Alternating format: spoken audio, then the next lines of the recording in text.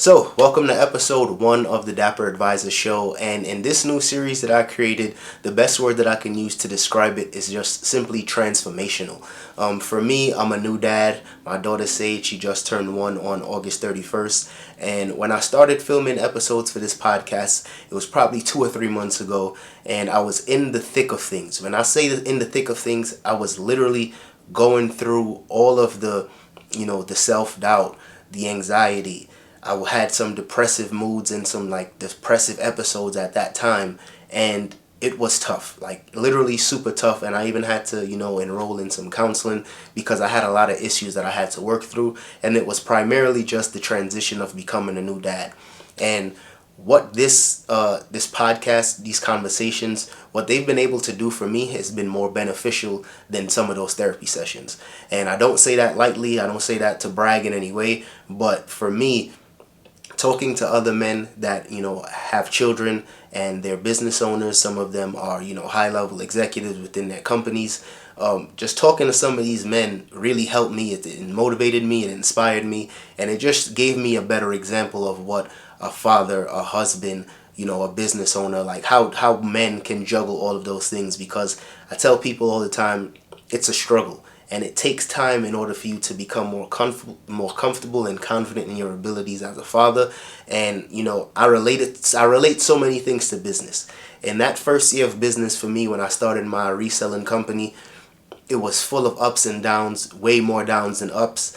And that's how I'm seeing this transition and this new stage of fatherhood for me. That those first 6 months was extremely tough, extremely difficult. Me and my wife, we had a lot of, we were bumping heads pretty often at that time. And it's really not until now where things have become, smoother, and we're able to communicate better and just be better partners. And a lot of it, I must say, is due to some of these conversations that I've been having with a lot of these fathers. So in this Episode 1, I'm speaking to Chris Hawkins. To be honest with you all, I didn't even know Chris personally. Me and him were following each other on Instagram for a while, and I checked out his page. He was just a genuine dude that I can see from his page. And just our initial conversation, I instantly knew that he had a wealth of information that he can share with not only me, but with you all as well. And it can help a lot of men, just be better husbands, better fathers. He made an emphasis on that, husband first, father second, because I know for me, it hit home. Because at that particular time, I think even like a week before filming this episode, a week before, I had to come to grips with the reason I'm a father is because of the relationship that my wife and I have, and I need to make sure that foundation is strong in order to be a better father. And once he once he said certain things within this interview, you can just see my face like lighting up, because it was clicking for me at that particular moment. So I just want to share this, this first episode with you all. I'm super excited about it because I've been thinking of starting a podcast for like 2 years at this point. And this is one of the first things that I've realized, that not only is it going to be super beneficial for myself, but this is the type of content that I wish was available when I first had Sage. Because if I was able to see these types of conversations and hear these men talk about things in a vulnerable state, I may have been a little more comfortable and a little more patient with myself, and knowing that at the end of the day, I'm still doing a good job. So if you guys enjoy this type of content, if you guys think, somebody could benefit from this type of content, share this with them. Hit the like button, subscribe to the channel, and without further ado, let's get into it. Pleasure, man. It's a pleasure and an honor to be here. I appreciate you. Yeah, man, no doubt, no doubt. So please introduce yourself. Let the people know who you are and what you do. Oh, man, my name is Christopher Hawkins. I'm a dad, man. I'm a husband. First, let's put them two, get that straight first. Right. Husband first, dad second. Love that. Entrepreneur. Just that's it. I mean, just somebody that likes to help people. That's what's up. That's what's up. So what do you do as an entrepreneur? What business are you running right now? So, been married for about 7 years, and bought my first home when I was 24. Congrats. And then from there, when I got married, my wife, shortly after us getting married, my wife became a real estate agent. So we done flips, buy and holds, and most recently, our main focus has been Airbnb, short-term rentals. Oh, wow. So that's kind of what we do. on the entrepreneurship side. Man, that's dope. That's actually something I'm very interested in. I'm actually gonna try my luck at it coming up pretty soon. The Airbnb rentals. Yeah, absolutely. Wait, what part of the country are you in right now? We're in Baltimore, Maryland. Baltimore, okay. Because I just heard about how Atlanta's starting to crack down on these Airbnbs. Yeah. How is so it there's out some there? regulation. There's some difference in regulation changes, and depending on what specific area you are, and city versus a county or another county, and the surrounding area. So just gotta do your homework and you know, be able to run the play with the rules. You know, you gotta stay within the court. As long as you got the rules, you're good to go. That's it. Because I once I heard the news, I was like, damn, they're starting to crack down on Airbnb, especially in Atlanta where it's a lot of black people. So they trying to, you know, limit us to raising money. But when I heard about it, it was one of those things that I could see it being a deterrent for some people. But for, like you said, as long as you're playing within the rules and you understand, you know, what you can and can't do, keep going, keep pushing. Yeah. And, you know, a lot of it has to do with regulation and them not being able to get some monetary gain of it. Yeah. And then you have your larger companies like, you know, these larger hotel chains that are probably losing in revenue. So they're probably, you know, pushing some things down to regulation so they can get those individuals, those tourist dollars that are coming in, they're losing out on those because they're losing them to short-term rentals. Yeah, man. They're trying to get their piece, everybody trying to get their piece. So you said husband first, father second. Yeah. Expound on that a little bit for me, because I know that was a realization that I really had to come to grips with, where I realized I started to be a really great dad. I was in my zone, and then I realized my wife was starting to feel neglected a little bit. So I loved how you said husband first. Talk about that a little bit more with me. So, you know, some people, we just together for the kids type of situation, right? Or you see relationships fall out after, you know, the kids have matured and, you know, 18 years, 19 years, they off to college, and you're like, yo, who is this person? Who's this person I'm here with? You know, so the relationship for husband and wife, you know, I'm a faith guy, I'm a Bible guy, I'm a God guy, I'm a Jesus guy. Me too. You know, those things are, those things, you know, that's first base, that's first priority, you know. So just putting that relationship first and then filtering everything else through that, that's the key. That's the key. Yeah, man. Like I realized for myself, like I said, coming to that same realization where I was like, the looking at my daughter, she is the result of my relationship with my wife. And absolutely, of course, she's a baby. She's going to be one in a couple weeks. So of course, in the beginning stages, all the time and attention goes to the baby. But at the same time, you also got to remember, like, yo, in order for the family foundation to be solid and strong, the initial relationship that got us to this point got to be strong. And once I realized that, things started to click a little more, and we just became a better team. You know what I mean? Right.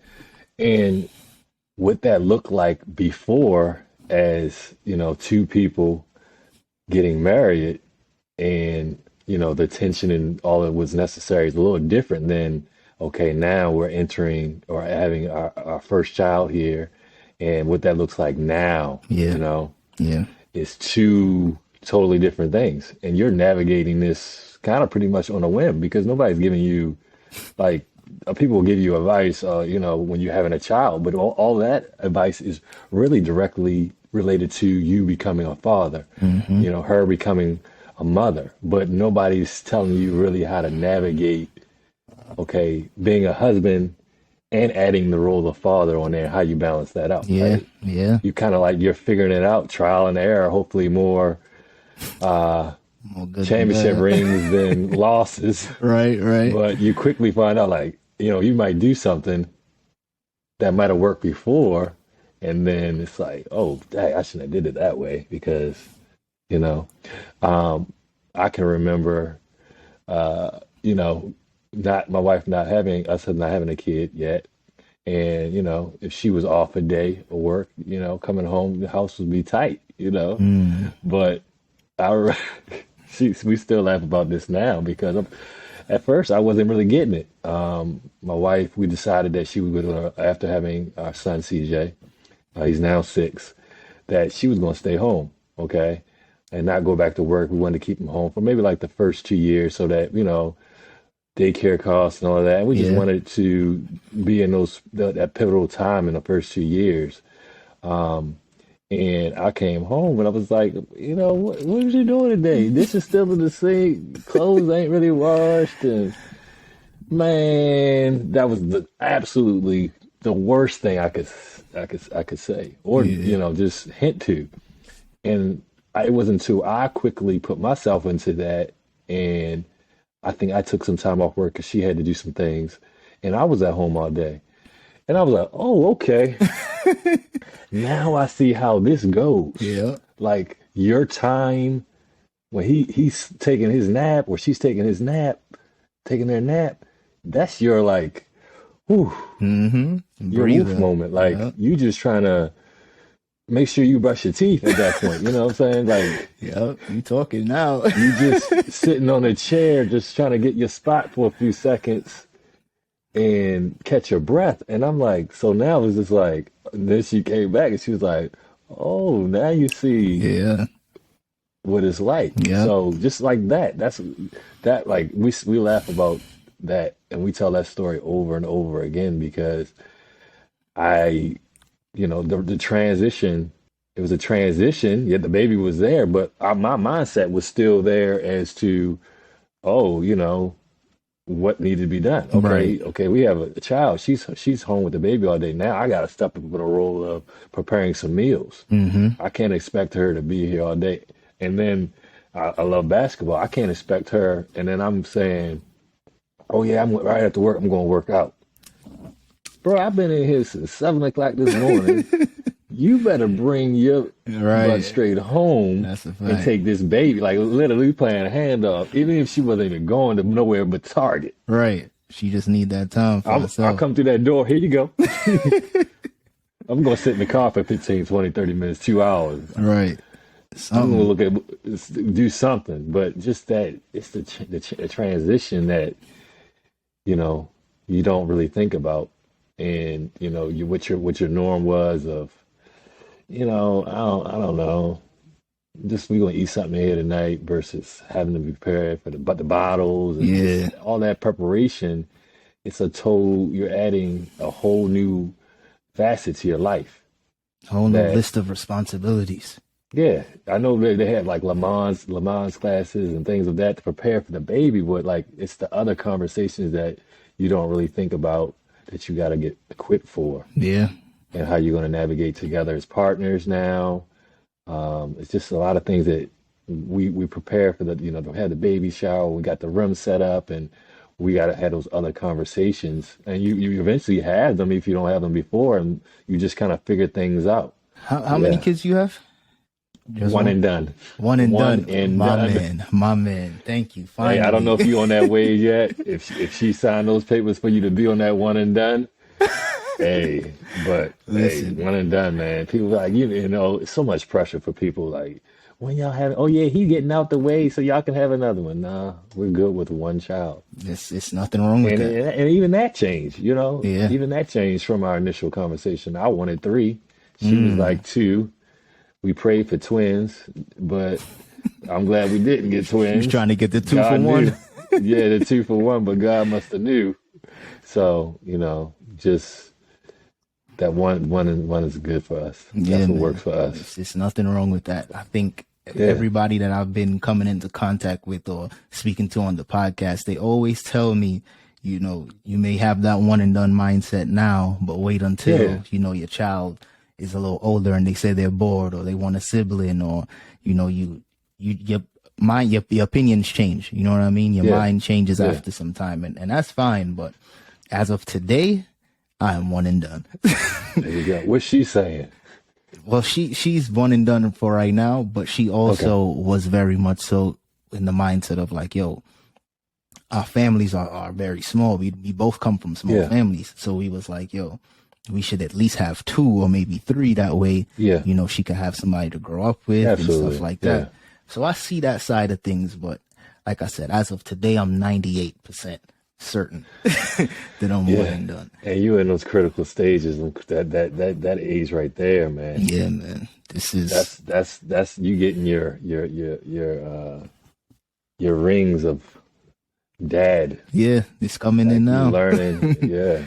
It's those years of that experience is starting to build, and just feeling more confident in my abilities with this whole fatherhood lifestyle. Yeah, because it's a complete lifestyle change for me.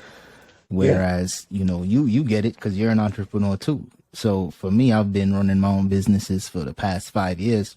So having my daughter, it shifted everything. Like it shifted like I said, all my time and attention goes to her now. So I wasn't able to grind as hard as I was before in terms of like staying up late, waking up super early. Like by the time she goes to bed, I'm tired too. You know what I mean? So it's a big shift.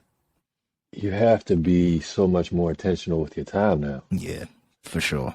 I still work a 9 to 5. So I'm soccer dad now. I'm basketball dad now. It's all of these roles. And then my wife is a full-time entrepreneur. So it's a lot more communication as to, hey, when it's just us with no child, we're talking, you figure we just grab something. We got somebody else to feed, clothes, everything. Like we gotta have our T's dotted, I's crossed, I gotta ask. I said that backwards, but I get it. Yeah. I get it. Everybody get it. I had to pick your brain on this real quick. So you said you have a 9 to 5 still. Okay. Did you have a 9 to 5 this whole time, or did you get a 9 to 5 once you had a child?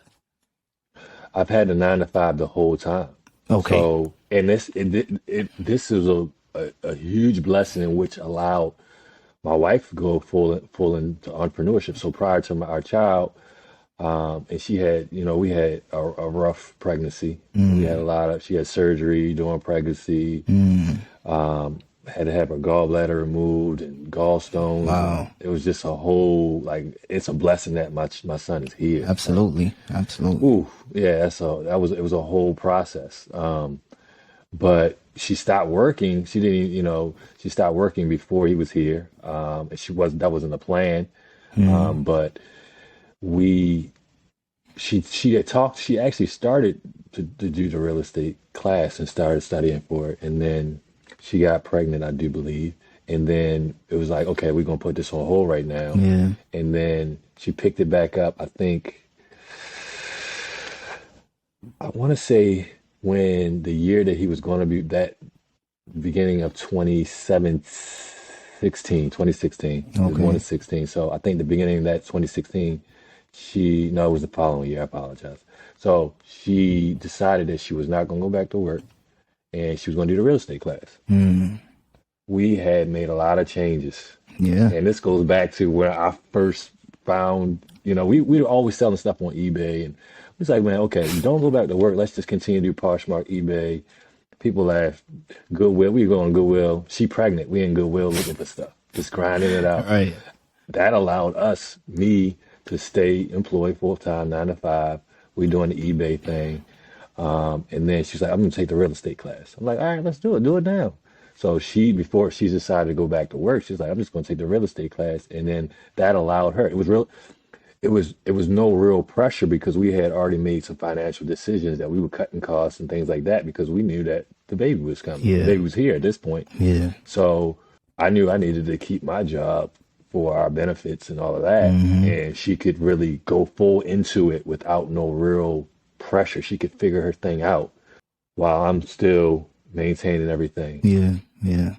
That was a good plan, a good system. Cause it just worked out perfectly, man. How long you been selling on eBay? That's my thing. And I've chilled out, recently because we got so much other things going. But this is something I always consistently done. And that's my wife's like, oh yeah, I remember Akil.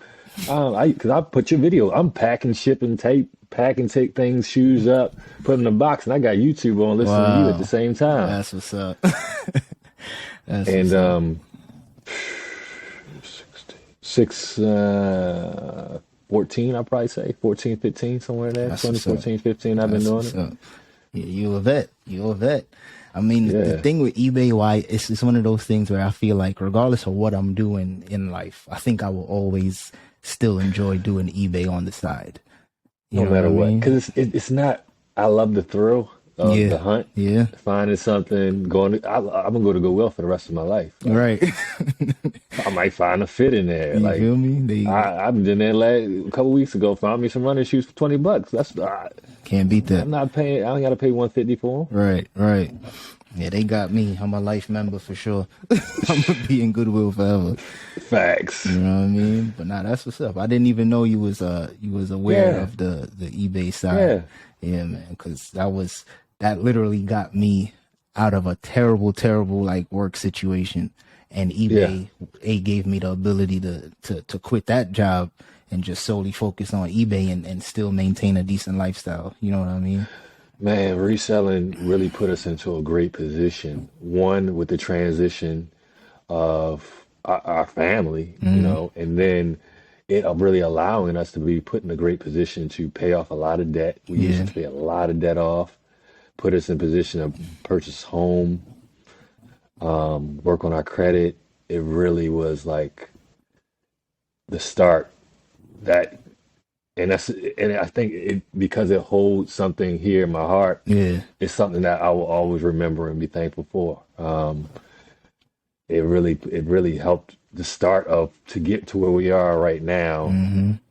It was just like a pivotal part of our success, really was. That's what's up. I'm about to say, and I'm sure that it helped give you that experience in terms of the business side of things even absolutely. with the real estate, because it's like when you're doing eBay, you're doing so many different things. You're wearing so many hats, taking pictures, shipping items. You become proficient in operations. You know what I mean? Yeah. So it's and like go back to we talking about that intentionality on time.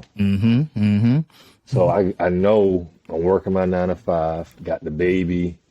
Like, I gotta figure out how I gotta get these items shipped out. They pay for them. I gotta get these out in a timely fashion. I gotta figure out, okay, how I'm gonna get them out. When are we gonna go to Goodwill to find source new items? You know, all of that. So that intentionality of time, you know, okay, when's the baby sleep schedule? So, okay, we need to go between this time, or she's going to be hungry this time. We don't need to be there. That's going to be a headache, you know, all of that. So those same principles that have just transitioned from one area of business to another. And I think for a lot of entrepreneurs, it's something that somewhere along the line that you started with something, right? Yeah. And I've seen, like, I could see now how you have, you know, not only you guys got the wine thing going, but those same principles that you learned with one thing, it can transition into so many different opportunities. Yeah, yeah. And the beautiful thing you mentioned, the wine thing, is that it gives you that foundation in terms of business, where it's like I'm not going to say eBay is easy, but it is relatively easier to get started. You know what I mean? You can literally start by selling the things out of your home. And my wife, seeing how I was able to build the eBay business, and the wine business was really her idea, everything from top to bottom. Like, I'm more so an investor in the company. She runs the day to day. She's at an event right now, and she was just sending me messages like she's killing it. But she always goes back to the fact of, like, whether it's being inspired or just having those conversations with me about business helped her start that. You know what I mean? So it's great. And that goes back to the role of a husband, because if you weren't where you were with the level of success that she saw you had, made her jump and push, like, okay, Akil did this, then I know we can figure this out with his support. I know, and that's the same thing. My wife was able to transition from a realtor. Now her and a business partner own a real estate brokerage. That's amazing. And because we made those sacrifices early and was able to get in position financially through reselling stuff, it's like it's a totally different picture now because we made those sacrifices and she had that opportunity. Right. And we both on the same page working together as a team. You know, y'all two together, two people saying the same thing, it's nothing that we can't do. That's a fact. It don't even matter. Honestly, if you really look at it, if it's wine, whatever you choose to do together, it can be done. Absolutely. It's this quote that I keep like hearing and repeating to myself almost every week. It's literally, you can go far if you want. Writing it down. I always mess up a quote, but the quote basically is, if you want to go somewhere fast, go alone. Mm-hmm. But if you want to go somewhere far, go together. Yeah. And I sent that to my wife the first day I seen it, and she was just like, wow, that's powerful. And I was like, that's literally what we've been doing. Like this whole time of starting businesses, getting married, having a family, it's been us together. Because it's like I said, we both come from small families. We live in Arizona where it's just us. And although we're meeting people and, you know, forming good relationships, at the end of the day, we all we got. You know what I mean? So it's a powerful thing when you kind of realize that, embrace it, and keep that energy, you know? Right. And regardless of whatever your family history is as far as marriage, raising children, et cetera, y'all are still rewriting the script for your legacy. Absolutely. And y'all got the freedom, you know, that y'all, based upon the things that you've been able to do and the choices that you've been able to make, you're rewriting all of that. So now your child, think about the ideas and thoughts. Mommy and daddy, they had a wine company. They did this, they did that. And the bar is set to, you know, as kids, you know, you always ask a kid what they want to be, you know, when you grow up. And the example of being anything that I can want to be is in my household. Mm. I don't have to look to, I mean, the kids are going to still look up to other superstars and things outside, but I can look right down the hall at my dad. Look at my mom did. Look what my dad did. That's real. And that is really going to teach them that, man, I can really do anything. That's the goal, right? Just to give them those options and let them be motivated by something intrinsic, something they see on a daily basis, where it's like, oh, my dad did this, I could do it too, as opposed to, you know, looking at people like Steve Jobs and, you know, all these other huge billionaires. You know what I mean? But I want to make a pivot real quick, because you mentioned the cost of, you mentioned, like, you know, wanting to stay home, wanting your wife staying home so you could avoid paying for daycare. I'm at that stage now where I'm like, okay, we did the first year, we both stayed home, we both, you know, kind of struggled through it the best we could, and now we're finally gonna put Sage in daycare. When did you put your son in daycare, if you did at all? So it had to have been about 2. Okay. So literally, 17, you know, she gets her real estate license in, I think, March of 17. Okay. And, you know, at first it's starting off slow. So, you know, okay, hey, babe, this evening I got to go show some houses. Yeah. But then things start getting crazy. Yeah. Like, she's starting to really pick up in business. So it's like, hey, you working from home tonight? Working from home today? I'm like, yeah, I can work from home. Okay, I'm going to run out for a few hours. Can you think you'll be all right with CJ? Like, okay, that's cool. Yeah, you can do that. And then it just got to a point where that was no longer working based upon her level of success. Right. And we had to, and I'm going to say it was around 2 that we had no choice but to make a decision that we were going to do daycare. That was kind of initially our plan. We wanted him to be able to talk and stuff and be in daycare, and, you know, Lord forbid something happened, he can tell us something happened, you know. Right. If something is going wrong, he can at least tell us how the day is going. That's where we wanted to wait. And that probably, I guess, around 2 to 3. But yeah, that's kind of when we made the transition.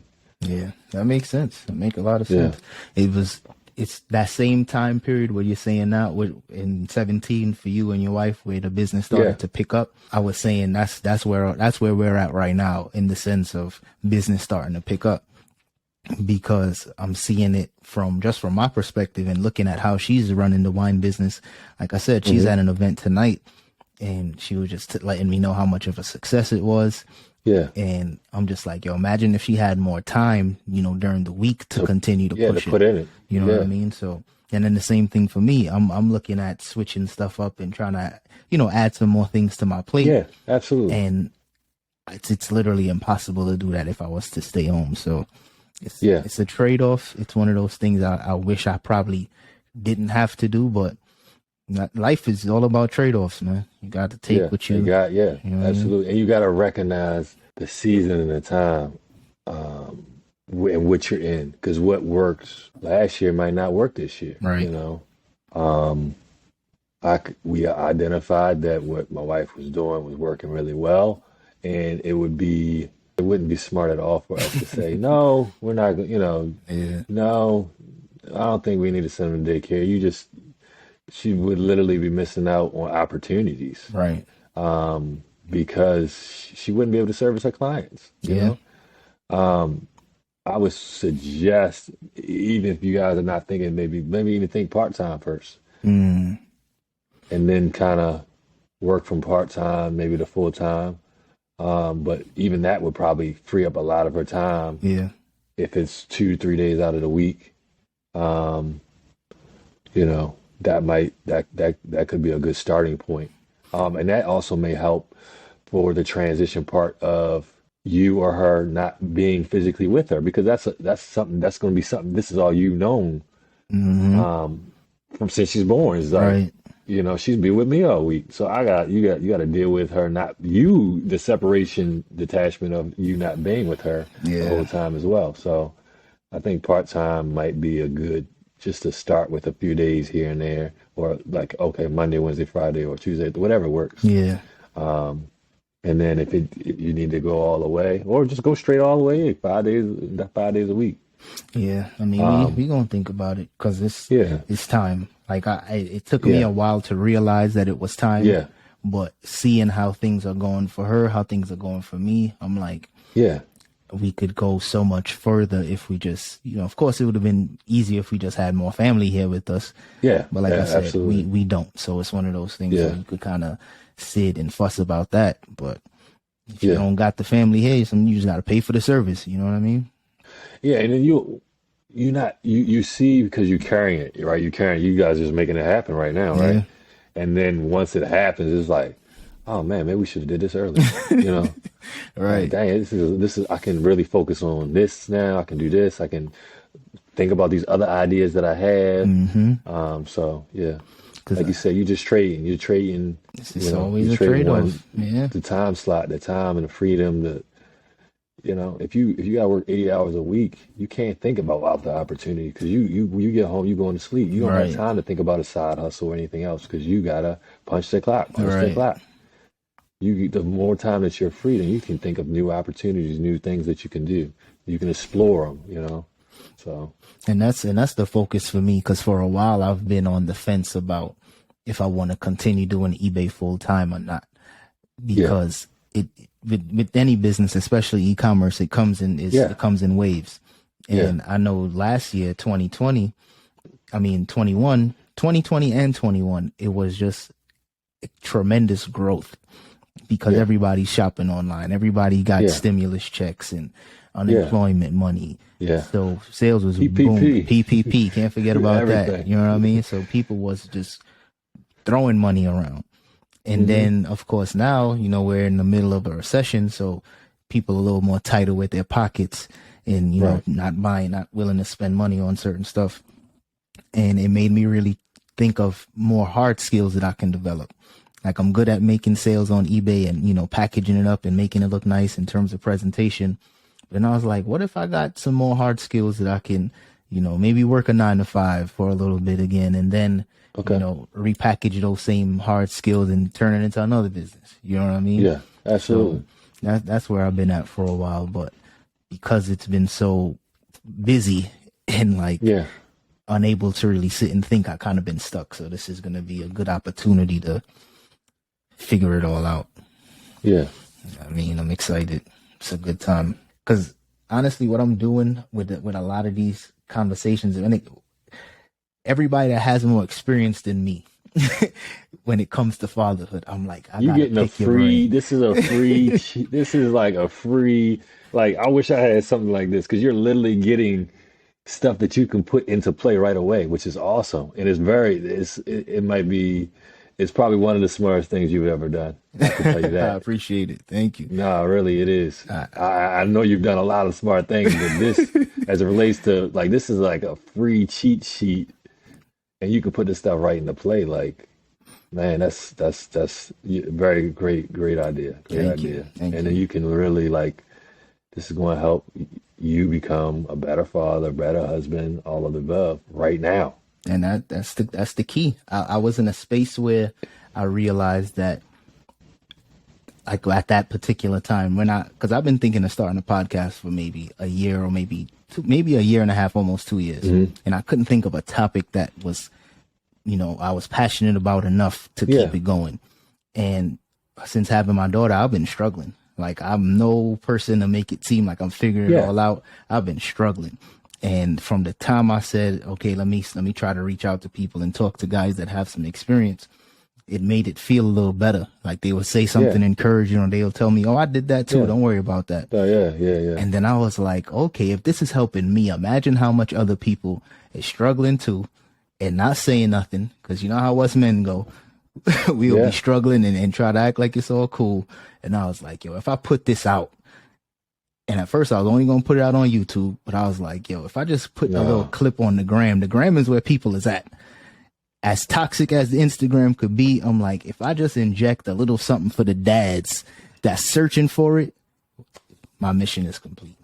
And it's like I said, I always say, man, if you help one person, and in this conversation right now, it's helping me, because I'm thinking of different, I'm thinking about how I'm wearing these hats right now and how I can maybe tweak some things, make this ship run a little bit smoother, So even if I listen, go back and just listen to this, even if there was no other interviews, I just listen to this again. Right. I know that I could get some gems that, like, okay, I could use this. I can tweak something right here. This could work out better for our family, our unit, and how we run it. So it's good stuff right here. It's a time to reflect too.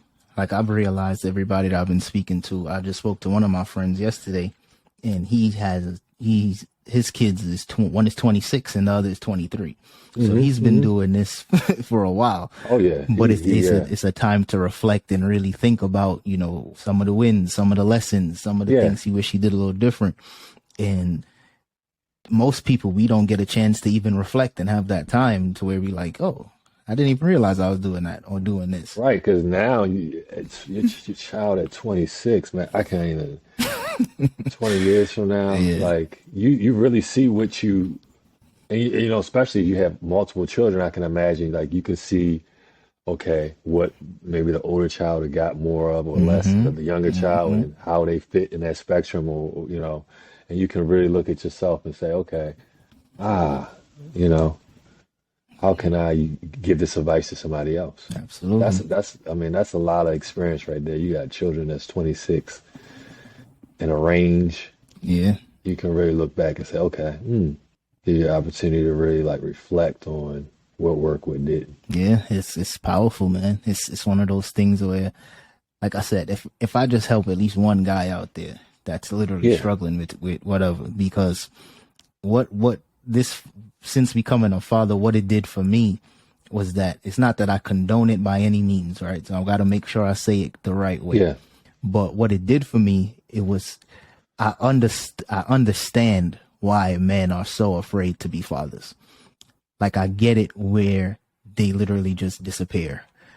Like I said, I don't condone it, but because it's so tough, I see where people can get, the trauma or the fear or the whatever you want to call it, and they just dip.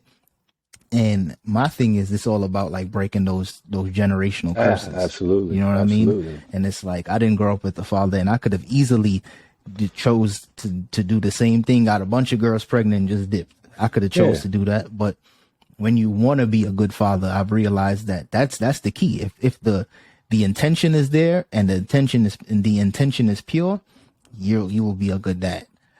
But it's some men that they just have no clue what to do. They have nobody to lean on, and they could care less whether they're a good dad or not.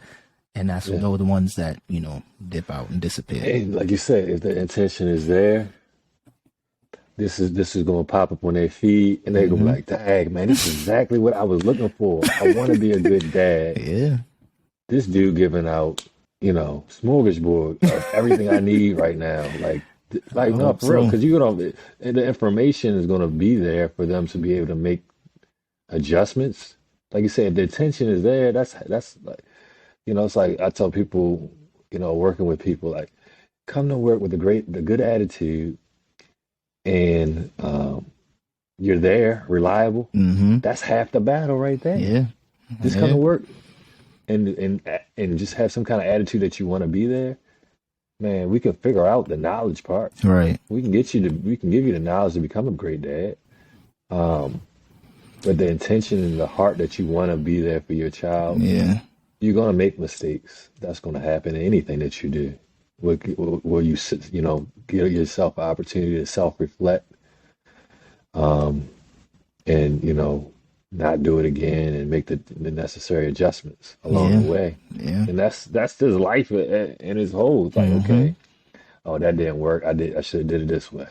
Or okay, I need to do it this way next time. It's like a boxer that's losing a fight, man. If you go get to his corner and come back out, like, okay, you need to do your corner man telling you this, and that. You can go ahead and change. You can change the status of winning that fight. Did you see the fight last night? I did not. Man, Usman and it was two, because it was Anthony Joshua. In terms of boxing, it was Joshua and Usyk. But then in UFC, it was I Usman. think he was somebody was winning. I saw it say he was winning the whole fight. Yeah, and that's why somebody posted, like, that's why I love UFC, because you can win the whole fight, and then you can have, and that's life, right? You can be up 20 years, you're doing good, and you can make one. Life is choices. One decision here or there, and you could, especially for us as men, you can really throw your whole life away. As black men in particular. I was about to go there too, and that's why I tell, like, one of my friends coaches basketball. I play a lot of ball. And I call myself a guest coach because I don't have the time commit with my family to be able to be there in the gym every day. Right. So I pop in here and there, and I just tell you, just young people wherever, I'm like, yo, choices. That's your choices are gonna either help you or hurt you. The people that you choose to be around. You can make one choice, and your life will literally be over. Yeah. The whole thing, you could throw it away. From a young age, I always just prayed for good decision making. Yeah, like, just help me make a good decision, and even if it's not the best decision, thank you for giving me the ability to make a decision and following through with it. Because sometimes you could just be indifferent and be stuck. Sometimes you could be indifferent, and it's even worse than making a bad decision. So. Even that's a decision, not making too. A decision, right? Yeah, and not making a decision is a decision, right? And we haven't gotten to where we are as fathers, let me get this right, as husbands, as fathers. It wasn't just we made choices to get here, right? Absolutely. And somewhere along the line, you made a choice that, all right, I'm not having a child unless it's with my wife. I made that choice. Right. So we made these choices, and now we get to eat the fruit of our harvest, and we can continue to do that by continuing to make great choices. That's it. The choices on how we choose to raise our children are really, like you talk about that guy, in 20 years from now, like, you're really going to see how equipped your children are for this world. Yeah, man. Like, decisions is and everything. Don't be 20 years from now and, like, trying to be establishing a relationship with your child, or you can choose right now, starting today. Every day counts. Every moment matters. Like, you can choose. It's up to you. That's a fact. That's a fact. You ain't gotta have it all figured out. You can learn on the fly. Because nobody has it figured out. That's the thing I think people need to really embed in their mind, where it's like, yo, we as fathers, as husbands, as men, as whatever, like we don't know. You know what I mean? Like we're literally just trying to just figure it happens, out, bro, as we going. You know what Adulting. I mean? So tough. I'm over it. It's like, how could I? And like I always say, like me and my wife, we got married at 16. Like I said, no, 15. We got married at 15. I was about we was on a 2-year plan. I thought you said married at 16. I was about to say, whoa. Oh, bro, y'all can't even do that. Different times, man. Yeah, that's back in the daytime right there. That's back in the day. But we got married in 2015. And we was like, okay, we're on a 2-year plan. And this is another thing we always laugh about. My reaction when I found out, like, we were pregnant, I was like, oh, we pregnant. Like, I did not have the right response at all. Wow. Because I was like, man, we on a 2-year plan. Remember, right, we on a 2-year plan? We wasn't doing the 2-year plan stuff though. Right. So, just in being married, it's just like you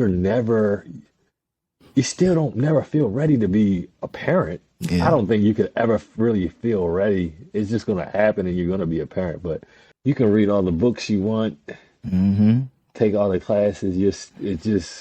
I don't know. You can watch all the interviews. You could watch all these episodes and still be lost. On the job experiences. The only way you really, really, really gonna learn. Yeah, man. It's the only way. Especially with something like this, because I've made a bunch of plans. Like my wife and I, we had a whole game plan where it was like, okay, we're gonna do this. We're gonna handle it this way. I'm gonna stay at home, and then people change. You know what I mean? That was the thing that I really had to deal with. The thinking that, okay, you say you're going to do this and that's what it has to be. But people change their mind every day. And you can't control people and you can't make somebody do something that, you know, they don't want to do. So it's literally one of those things where just accepting the fact that things are different, change is inevitable. Yeah. And once I was able to kind of like really come to grips with that, everything became so much smoother. So much smoother. Yeah, because you're going to have your blueprint, but that blueprint, just remember that blueprint is always written in pencil.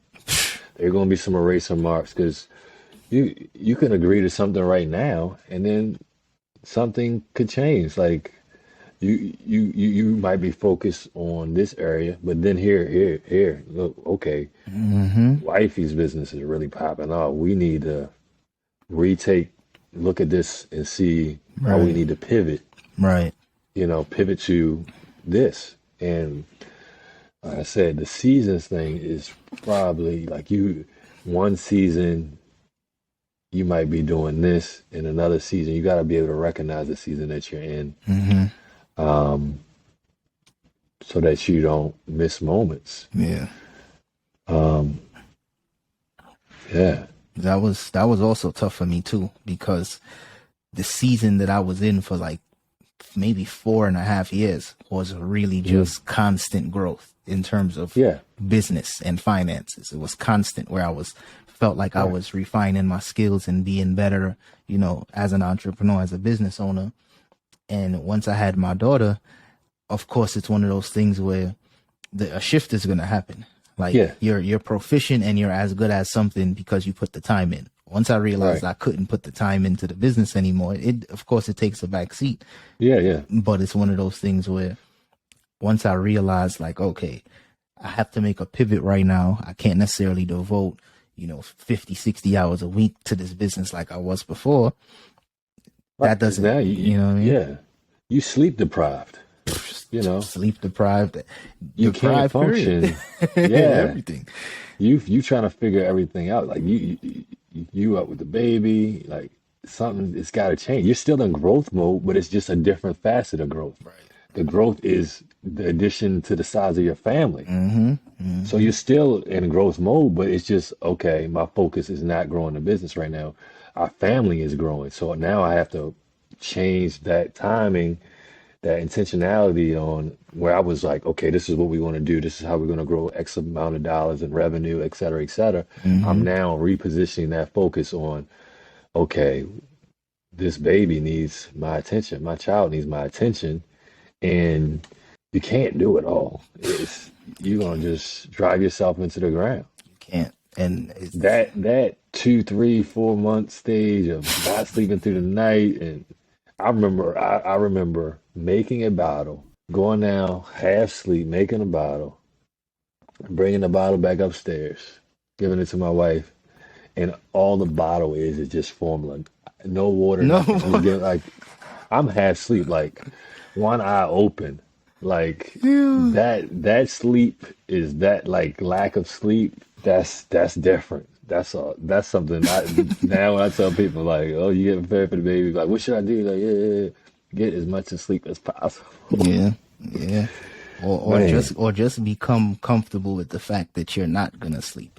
Like, even like developing that mindset. Routines routines is out of the window. Like, no different. Even now, like, the best time for me to do stuff, us scheduling this call, right? Look, you had to pivot and change. Yeah. You had some things going on family wise. Right. This is like the best time for me. It's either late or early. Early, I have to work out because everybody else is sleeping. I gotta figure new things out. Going to the gym, the time that I have to drive to the gym and come back, I gotta do this at home now. Yeah. I gotta hop on a Peloton. Yeah. Like, I had to figure things out that basketball was my main exercise thing. I can't spend 2, 3, 4 hours in the gym after work because my son got soccer practice, and we got to keep him on bedtime because I can't be out at 9 o'clock. He need to be in the bed at 8:30. Right. You know, shower in the bed. So I'm pivoting and I'm changing all of these things, and quickly through that, one of the things that I noticed was I was very selfish. Talk about it. About it. I wanted to do what I wanted to do. Wife in the house all day with the baby, 12, 14 hours. I'm trying to go to the gym. That's like a slap in the face. Yeah. And as for me, just like you said, that's why that hit home so much, because I didn't even realize that my mindset was selfish. I didn't even realize that. Like, in my mind, I'm selfless. I help people. I do this. I can move. I can change stuff. Right. I can. My schedule can change. Not when it was something that I had made up in my mind that I wanted to do. Mm-hmm. If it was hanging out with friends and, you're repositioning. So I've already repositioned. Now I'm a husband, but now adding a child to it. And this is where the communication part comes in, before the child and after, because what are your ideals as it relates to raising children? Is it something that you think, or, and it can be somewhat based upon what you saw in your own household growing up? Yeah. Is mom always making all the food? And what is the expectation? Because that's when it may not seem like a big deal, but quickly the responsibility can all fall on one person. And if that's not what the other person really wants, right, that's going to cause issues. Man, I didn't realize I was that selfish. It's like you almost. I ain't selfish. It's almost like you looking over a crystal ball and looking at my life right now, because that's exactly what I was doing. No, really though, exactly that. I wanted to go play ball. That's what I ain't that's hurt what you've nobody. been doing, right? Yeah, it's my stress reliever. Mm-hmm. It builds confidence because I think I can do it a little bit. I know what I'm doing out there, so it builds confidence, and that spills over into other areas. I feel confident at work. I feel confident at home because I done gave old boy a couple buckets. Right. You know what I'm saying? All of those different things, and now you taking that away from me. So I had to pivot to think, okay, how am I gonna do this? What am I gonna do? I need to do something different. This ain't working. I can't go to the gym 3-4 nights out of the week. Right. Acting like I'm trying out for the Olympics or something out here. Trying to go pro. Do that. I got a whole I had plenty of comments like that said. My wife said, "What, you trying to go pro? Like, you got a whole family, sir. Right. You not getting them millions." Your time is past. I'm trying to get a 10-day contract. This is leisure, sir. Right. You got to figure some other way to break a sweat. But that's a big part of it too. Like, not just giving up your passions completely. Yeah. You may have to pivot and do it early or do it late, but you got to find something for that self-care. Yeah, so now I know, like, I gotta go to bed early, or either one. Like, if I'm gonna do it, I don't do it at night because it just don't work for me. After a long day running around, it's got to be early for me. So I'm usually up 5 o'clock. I'm trying to hit the Peloton. I'm trying to work out and then I feel the benefits of it. It reduces my stress. Mm-hmm. I feel the endorphins. I feel energized for the day, and all those things make a difference. And that testosterone boost too. Yeah. So I feel energetic. I'm not stressed out. Mm-hmm. I ain't gaining weight because I ain't working out. Right. So just all positives. Realizing, okay, what was working before, what I did for the first 30 years of my life, I got to figure something different out. It's different parties involved. No different. I had to switched employment. Mm. Initially I was working 50 hours, driving all around town, driving hour commute, in charge of different regional sites. I had to make a choice, like, okay, this is not going to work. It worked, when it was just us two, Right. I'll be home late. I got to go run down to DC tonight. I'll be home late. I'm going to hit traffic. I'm going to be home late. That's different when, I'm going to DC tonight. Oh, you better take this baby to DC with you. You gotta, that's a fact. It's different when you got a child. So I had to make a transition in working for a private company to working for the government, where my hours are more set. There are no weekends. Mm. My workload also decreased. But it balanced out because I really needed to be involved in picking up and dropping off at daycare. Yeah. Things changed. I couldn't work 50 hours a week and be running all around town. I had to drop off at daycare. Somebody had to be there and pick up, Mm-hmm. Are they charging by the minute? Oh yeah, we're $1 a minute, $1 a minute if you're late. Yeah. So it's just a constant communication of what's going on and recognizing, okay, right now, my wife is starting to open her brokerage. Okay, hey babe, this is what we focus on right now. This is what I think, how we can make this happen. I'm going to need some additional assistance, right, with drop off and pickups. That it's a conversation just like that. Mm-hmm. Okay, I want to see her succeed, so I'm going to make the necessary. And I know if it's me, because we're locked in together, right? And you say, like you said, you want to go alone, you wouldn't be even in marriage. Exactly. But you know that you can accomplish things together. So if it's my turn to step up and do something different, we're a team. This is what we do. Was that mentality hard to develop? Did that come right away for you, or was that something that came with time? It came with time, but it was a constant. We consistently talked about it because then selfish Chris was still popping up. That's real. So, and it's still today. It's still today. We still have these conversations. Yeah. That's the tough part. Got to consistently look in that mirror and say, okay, hey, yeah, you're right. I am. When information is presented to you, you're gonna either it's my spouse. I know she ain't just telling me this just to tell me it. Right. I know she ain't just trying to have an argument. She's on my right. Yeah, she's on my side. She's on my team. So let me think about this and really deep dive in it and think, man, she's just trying to tell me something, or do I need to really look at that? And that's right. Self-reflection. Most people don't want to look in the mirror, A lot of people. Because it's scary. Right? It's scary. You're going to have to make some changes. You're going to have to ask yourself some real questions. Mm-hmm. You can, and most people want to keep doing what they're doing, even if it doesn't work. Even if it don't work. It's easy to just keep, even if you failing at something, most people will that's who I am. That's what it is. That's just the way I am. And that's the worst excuse to give yourself. That's just the way I am. I know that's just the way I am. No.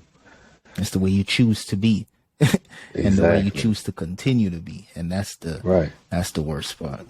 Yeah, man. But it's an opportunity. It's an opportunity. Like, okay, I need to figure this out. Yeah, man. How can I figure this out? I had to ask if it was something that came with time, because for me, like I said, I've recently realized how selfish I was. And in the first few months, maybe the first 7-8 months, not that much, I'll give myself some credit. Maybe the first 4 or 5 months, I was like very, very just on some, I got to do this for me. I got to do this for me. I was so concerned of trying to maintain some type of identity, you know, but it's at the same time, it's like, you can do that, but you have to do that with your family in mind. Your identity is still, you're a father. That's part of your identity. So you got to act as such. And once I realized that, things started to click a little better. The relationship started to be a little smoother, and the conversations were easier to have. Yeah. Because even those initial conversations you're saying of, it's just communication and letting them know, even that was tough for me, because I was like, I shouldn't even have to explain. You should know. You should know what I'm trying to do. But, people aren't mind readers. Nobody's a mind reader. No. So something that you got to continue to reflect on. It's not like it's, okay, I fixed that area. Right. It's still, opportunity is going to still come up that you're going to have to keep tweaking. A hat you just put on is one size fit all. Things are going to come up. And like I said, I think just really recognizing the season that you're in with you individually, your family, your marriage, and knowing how to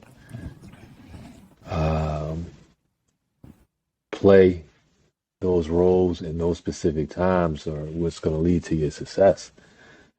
Because it can be certain times where you need to really step up as a husband, and do different things that relates to, your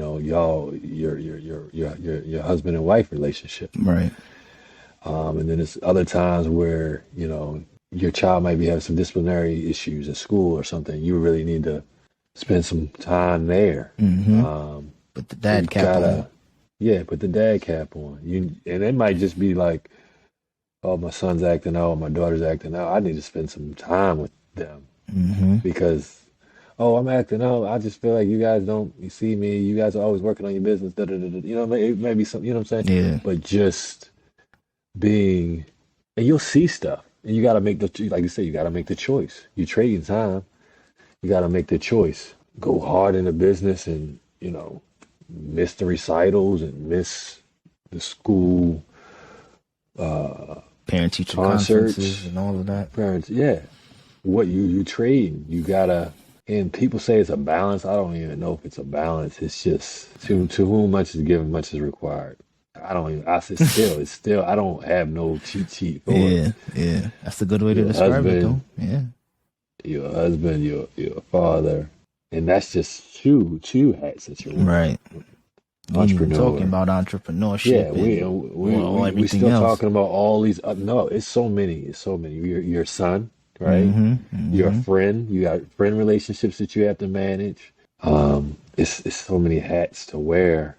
You really got to just figure them out as you go.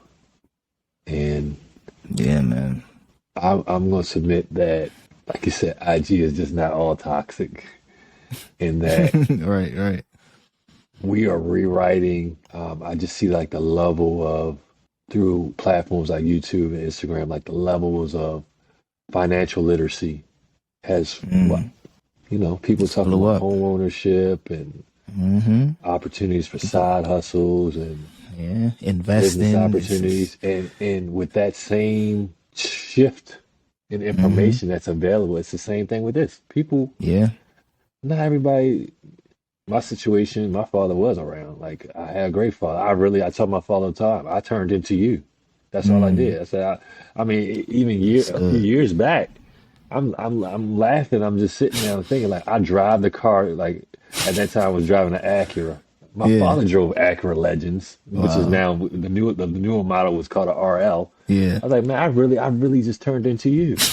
He used to, all the kids like, play basketball with, he used to always be mentoring them. It's the same stuff that I'm doing. I turned into him.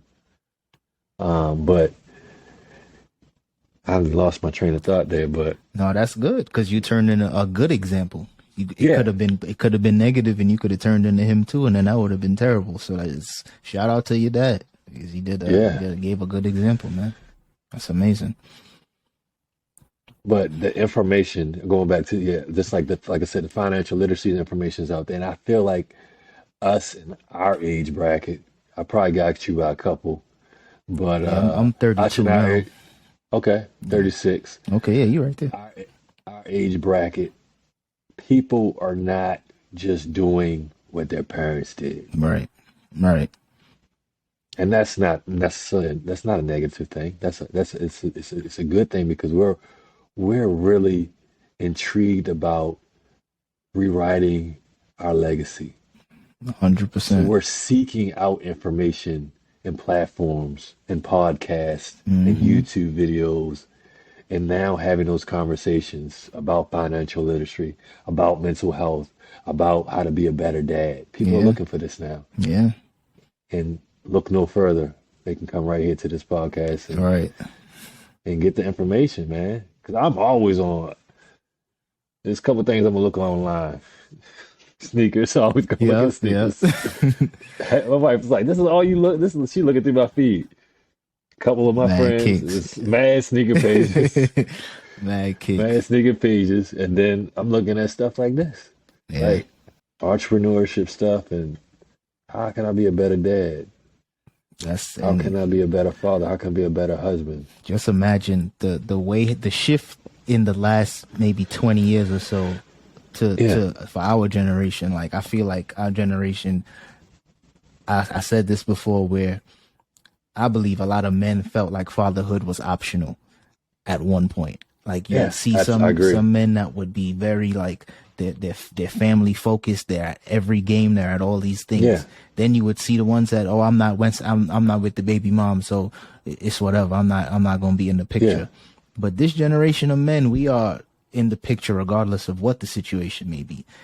Literally fighting for that connection and that bond with our children, and I love it. I think it's just imagine the next generation. You know what I mean? Because these kids are gonna get to grow up and see this type of information for themselves, and be able to put that into play. So and then you're setting you're setting the standard for your daughter's husband right now. You're setting the standard.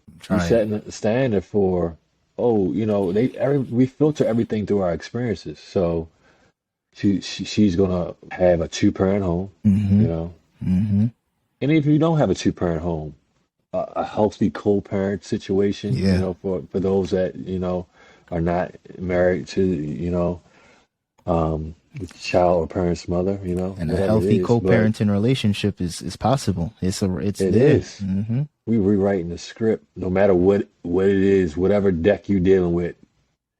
There's a way that you can navigate it and figure it out, and still really create a new legacy with it. Yeah, man. Whatever the cards are that you got.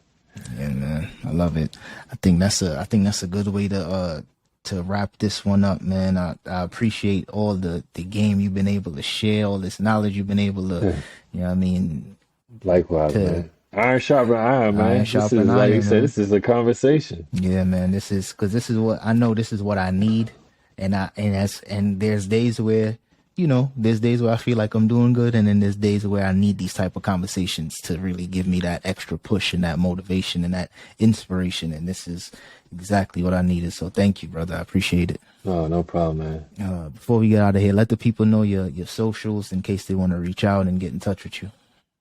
Yeah, man, I'm on Instagram. I am Chris Hawkins. Very simple. I like ice cream, A like apple, M like Mary. Chris Hawkins on Instagram. Man, if you're a brother out there, you need some help, whatever, man. This just to be able to pick up. This is like a phone call to me. Like, yo, bro, yo, man. I just had the baby. Mm-hmm. Like, I'm trying to figure this out. That's all it is. Yeah. Reach out to somebody, man. And we got to make this part, it's no different than I call you and say, yo, did you see them new shoes? Like we can call and we can have these conversations too. Right. And these conversations mean something, you know. So don't feel free. You don't have to be stuck on an island out there trying to figure this out. And too many men are stuck on that island by themselves. Too many men trying to do it by themselves, and that's not the way to go. We so in some regard we're built to be so stoic and you know, I gotta figure this out. I'm good. I got it. Yeah, I'm all right. No, I ain't hurt. You know, just we can do that, but we can also chop it up and have some real meaningful conversations that's going to help us. Not only us, but the next generation too. Yeah, man. Yeah, man. Thanks again, man. This was dope. Definitely appreciate you. No problem, man. All right, My pleasure. Peace. My pleasure.